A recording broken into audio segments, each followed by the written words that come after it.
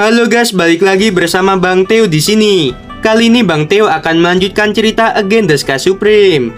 Buat kalian yang penasaran, langsung saja ya simak video kali ini. Oke, ada Saweria dari hamba Allah, semoga cepat update-nya ya. Lagi seru-serunya nih malah habis ceritanya. Maaf ya, tadi malam tuh harusnya update teman-teman.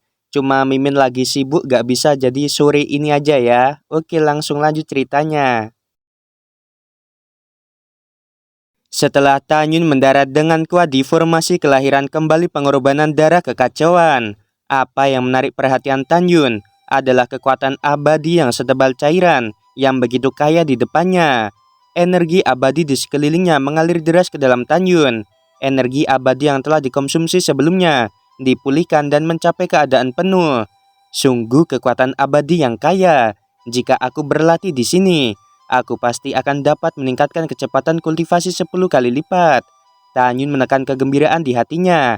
Dan segera, yang membuatnya bahagia adalah bahwa dalam formasi kelahiran kembali pengorbanan darah kekacauan, kesadaran abadinya tidak terpengaruh sama sekali. Rambutnya berkibar, dan dalam sekejap, kesadaran abadi menyelimuti formasi besar yang seluas 90 juta mil. Ditemukan bahwa tidak ada seorang pun di dalam formasi besar. Hanya peti mati besar yang ditempatkan di tengah formasi besar. Tanyun menemukan melalui kesadarannya bahwa peti mati itu panjangnya 1 juta kaki dan seluruh permukaannya sangat bersih. Itu seperti peti mati kristal berwarna darah, jelas dan transparan, tetapi pemandangan di dalam peti mati kristal berwarna darah tidak dapat dilihat. Tanyun mengerutkan kening dengan keraguan. Setelah terbang melalui 90 juta mil, dia berdiri di langit di atas peti mati raksasa. Dia menemukan bahwa di luar formasi kelahiran kembali pengorbanan darah kekacauan, jejak kekuatan darah dan jiwa terbang ke dalam formasi besar dan bergegas masuk ke peti mati kristal berwarna darah. Aku ingin melihat apa yang ada di dalamnya. Setelah mengambil keputusan, Tanyun menukik ke bawah dan melayang di tepi mati kristal berwarna darah. Tanyun menjadi tenang, menggenggam sudut tutup peti mati dengan kedua tangan, dan mengangkatnya dengan tiba-tiba. Segera tutup peti mati diangkat. Sebelum Tanyun bisa melihat pemandangan di dalam peti mati, ada bau darah yang menyengat dari peti mati. Ketika Tanyun melihat pemandangan di dalam peti mati, dia tidak bisa menahan perasaan merinding di punggungnya, dan rambutnya berdiri. Di dalam peti mati, ada lautan darah. Tanyun mencoba melepaskan kesadaran abadinya, dan menembus ke dalam darah, tetapi menemukan bahwa kesadarannya tidak bisa mengintip. Dia merasakan tirai tipis yang membuat jantungnya berdebar, menghalangi kesadaran abadinya. Haruskah aku masuk? Tepat ketika Tanyun ragu-ragu, sebuah suara keras datang dari peti, menyebabkan darah berguling. Suara yang tiba-tiba itu mengejutkan Tanyun, dan tanpa sadar dia naik ke udara, tergantung di langit.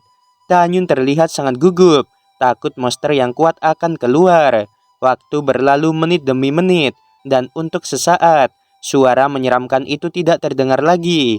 Mungkinkah aku salah paham dan salah dengar? Ketika Tanyun mengerutkan kening, darah di peti mati jatuh lagi, diikuti oleh suara keras. Tanyun tidak berani memasuki peti dengan gegabah. Dia mengerutkan kening, siap untuk melarikan diri kapan saja. Setelah beberapa saat, suara keras keluar lagi. Keesokan harinya, Tanyun menemukan bahwa suara membosankan itu terdengar sangat teratur setiap detik. Keluarlah, aku telah menemukan dirimu. Tanyun menatap darah seperti danau di peti mati dan berkata dengan keras, apakah kamu akan keluar sendiri, ataukah aku yang menarikmu keluar? Tanyun menemukan sesuatu di dalam. Tentu saja tidak. Dia hanya menguji. Tidak ada gerakan di peti mati untuk waktu yang lama. Dan setelah beberapa saat, suara keras terdengar seperti yang diharapkan. Tanyun memutuskan untuk pergi ke peti mati untuk mencari tahu. Tanyun melompat turun dari kehampaan dan membenamkan kepalanya ke dalam darah. Dia menahan napas dan melepaskan tirai cahaya kekuatan abadi dari tubuhnya, mengisolasi darah dari tirai cahaya. Ketika Tanyun menyelam ke kedalaman 400.000 kaki, 5 pilar putih raksasa terlihat samar-samar di bawah. Apa ini? Tanyun terbang ke bawah dan mendarat di pilar raksasa. Dengan perasaan lembut elastisitas dari kakinya, segera mata Tanyun melebar karena dia menemukan bahwa di depan kakinya ada paku panjang seperti rumah. Ternyata itu kuku. Pada saat ini, Tanyun menyadari bahwa 5 pilar raksasa adalah 5 jari seorang wanita. Aku mengerti, suara dentuman sebelumnya ternyata adalah suara detak jantung. Tanyun membeku di dalam hatinya, dan segera dia dengan cepat terbang ke dasar peti mati untuk mengamati. Melalui pengamatan, dia menemukan bahwa di dasar peti mati yang seperti danau darah, ada seorang wanita dengan ketinggian 10.000 kaki. Dan wanita itu telanjang. Warna adalah kekosongan, kekosongan adalah warna. Jangan melihat kejahatan. Tanyun mengesampingkan pikirannya yang mengganggu dan mendarat di ujung hidung wanita itu. Dia melihat ke bawah. Meskipun wanita itu tinggi, fitur wajahnya sangat halus dan memiliki kecantikan yang aneh. Tidak ada keraguan bahwa ini adalah wanita yang menakjubkan. Selain itu, rambut panjang wanita itu berwarna ungu dan bulu matanya yang panjang juga bersinar dengan lingkaran ungu yang samar. Pada saat ini, wajah wanita yang menakjubkan itu dipenuhi dengan rasa sakit, dan rasa sakit ini membeku di wajahnya. Tidak sulit bagi Tanyun untuk membayangkan bahwa sebelum dia meninggal, dia menderita rasa sakit yang tak tertahankan, dan akhirnya meninggal dalam kesakitan. Tanyun mengerutkan kening dan berbisik pada dirinya sendiri. Dari penampilannya, dia tidak terlihat seperti iblis dari alam semesta Tianyu, tetapi dia tidak terlihat seperti dewa di alam semesta dalam. Siapa dia? Mengapa Xing Tian Supreme dan Xi Yuan Supreme membantunya terlahir kembali? Dan dengan frekuensi detak jantungnya paling lama 1000 tahun, dia seharusnya bisa bangun dan dilahirkan kembali. Apa hubungannya dengan Xing Tian Supreme dan Xi Yuan Supreme? Jika dia bukan iblis dari alam semesta Tianyu, itu tidak masuk akal. Di jurang yang melahap jiwa ini, ada api iblis wilayah luar. Benih api itu tidak berasal dari alam abadi Hongmeng ke-9. Mungkinkah aku salah menebak sebelumnya? Dia bukan iblis dari alam semesta Tianyu. Dan alasan mengapa benih api wilayah luar ada di jurang yang melahap jiwa, pasti ada alasan lain. Pada saat ini, Tanyun benar-benar tidak tahu. Dia juga bingung, tidak bisa menebak, tidak bisa melihat asal-usul wanita itu. Dan semuanya menjadi membingungkan. Jika aku ingin mengetahui identitas wanita ini, aku khawatir hanya Xing Tian Supreme dan Xi Yuan Supreme yang tahu. Memikirkan hal ini, Tanyun tiba-tiba mengangkat kaki kanannya, dan ketika dia hendak menghancurkan kepala wanita itu, dia menggelengkan kepalanya dan berkata, "Aku tidak bisa menghabisinya sampai aku mengetahui identitasnya. Jika ternyata dia orang baik, bukankah aku melakukan dosa besar?" Tanyun menarik napas dalam-dalam dan berkata dengan santai, "Kecantikan raksasa, aku tidak akan menghabisimu hari ini." Tepat ketika Tanyun selesai berbicara, wanita dengan mata tertutup, seolah-olah dia mendengar suara menggoda Tanyun dalam tidurnya, dan tiba-tiba membuka matanya. Adegan ini membuat Tanyun ketakutan, lalu dia tiba-tiba melompat. Tanyun berkeringat dingin di dahinya. Saat dia melihat ke bawah, dia melihat pemandangan yang sangat mengejutkan dari sepasang pupil raksasa wanita itu. Dia melihat sebuah gambar muncul dari pupil raksasa wanita itu. Raksasa wanita tampaknya telah ditelan oleh kekuatan penghancur dan hancur berkeping-keping. Di mata wanita cantik itu, Tanyun melihat lagi galaksi yang mempesona menghilang dalam getaran. Matanya yang indah membuat Tanyun seolah melihat pemandangan mengerikan dari penghancuran besar alam semesta. Adegan di dalam mata wanita itu datang dan menghilang dengan cepat. Ketika adegan yang mengejutkan dan menakutkan menghilang, wanita itu membuka bibir merahnya, dan ada suara-suara yang mengungkapkan penghinaan untuk langit. Langit hancur untuk selamanya, dan dewa ini abadi. Dewa ini tidak akan pernah mati. Begitu suara itu jatuh, saat wanita raksasa itu perlahan menutup matanya, suara lemah yang penuh dengan kemarahan yang tak ada habisnya terdengar lagi. "Semut yang rendahan, kamu berani menghujat tubuh dewa ini. Ketika aku dilahirkan kembali, maka itu adalah hari kematianmu." Segera, wanita itu tertidur lelap lagi. Tanyun berkata dengan tidak setuju, "Baiklah, Tuan Muda sedang menunggumu untuk menghabisiku. Tapi dengan adanya Tuan Muda di sini, bisakah kamu masih dilahirkan kembali?"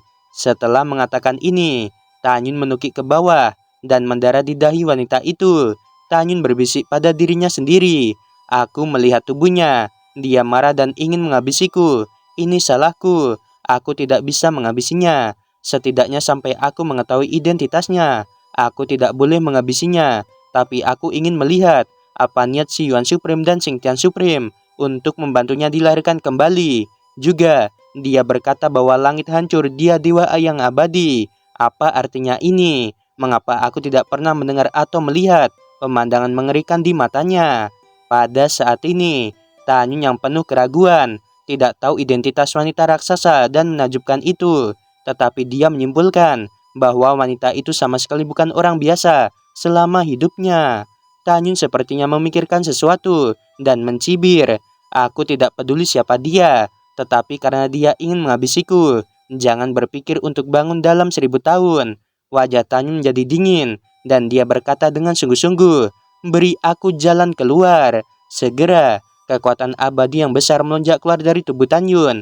Kekuatan abadi seperti naga emas, membungkus darah dalam peti mati kristal berwarna darah, dan mengalir ke peti mati yang panjangnya 1 juta kaki.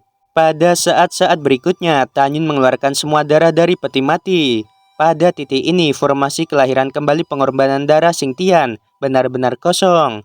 Dengan cara ini, Tanyun menilai bahwa dibutuhkan setidaknya 30.000 tahun lagi bagi wanita raksasa itu untuk bangun.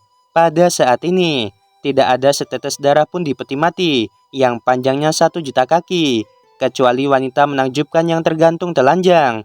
Kulit tubuh wanita lebih baik daripada salju, apakah lengan atau kaki, atau bahkan semua bagian tubuh, sangat terkoordinasi, memancarkan godaan untuk membuat pria manapun menjadi gila.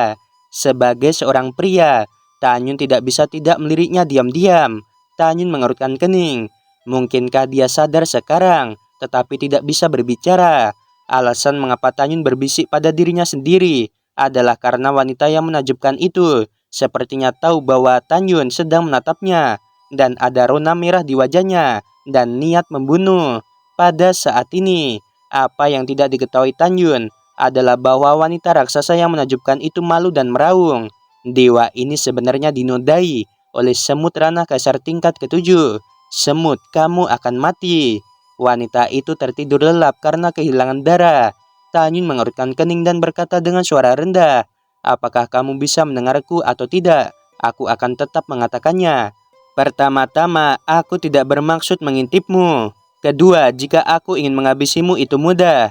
Kamu harus berterima kasih padaku karena aku tidak langsung menghabisimu. Bahkan jika kamu ingin membalas dendam padaku, itu akan memakan waktu 30.000 tahun kemudian. Setelah 30.000 tahun, tidak peduli siapa kamu, aku khawatir kamu tidak akan memiliki kekuatan untuk melawanku." Setelah itu, Tanyun lepas landas ke udara dan melepas peti mati. Segera dengan lambaian tangan kanannya, kekuatan abadi emas melilit tutup peti mati setinggi 1 juta kaki. Tutup peti mati di tanah naik ke udara, menutupi peti mati kristal berwarna darah lagi. Tanyun melihat kekuatan abadi yang tak terbatas dan tak tertandingi. Merasakan kekuatan jiwa yang kaya yang terkandung dalam kekuatan abadi, dia berkata dengan gembira. "Dengan kekuatan abadi dan kekuatan jiwa yang begitu kuat, tidak sulit bagiku untuk naik kerana. Belum terlambat, aku ingin segera membawa Subing dan yang lainnya ke sini." Setelah mengambil keputusan, Tanyun sekali lagi membuka celah di dalam formasi. Dia terbang menuju bagian luar Soul Devouring Abyss. Waktu berlalu, dan 1 tahun kemudian, Tanyun kembali ke gua di tebing. Dia merasa lega. Pagoda Ling Xiao ada di sana. Subing, Yukin, Xianer Xiao dan yang lainnya di aula tampak pucat dan menakutkan, tetapi hidup mereka tidak dalam bahaya. Tanyun menyuarakan kepada semua orang, "Aku berada di kedalaman jurang yang melahap jiwa dan memecahkan formasi pengorbanan darah. Kekuatan jiwa dan kekuatan abadi di sana sangat murni. Aku akan mengajak kalian berlatih.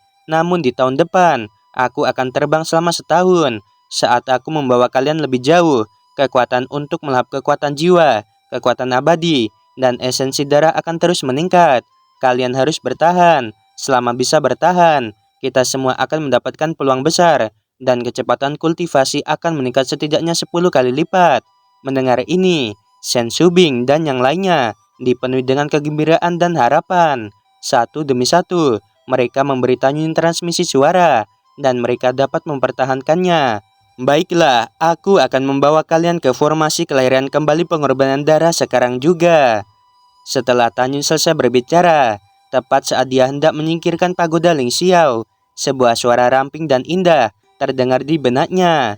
Tan Yun, aku ingin berbicara denganmu.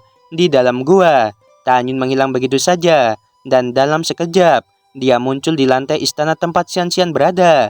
Xian Xian memandang Tan Yun yang tiba-tiba muncul. Matanya yang indah mengungkapkan ketakutan yang tak terlukiskan, dan dengan ragu-ragu berkata, "Aku mengatakan sebelumnya bahwa aku ingin menikahi pria seperti Hong Meng Supreme. Itu hanya bercanda."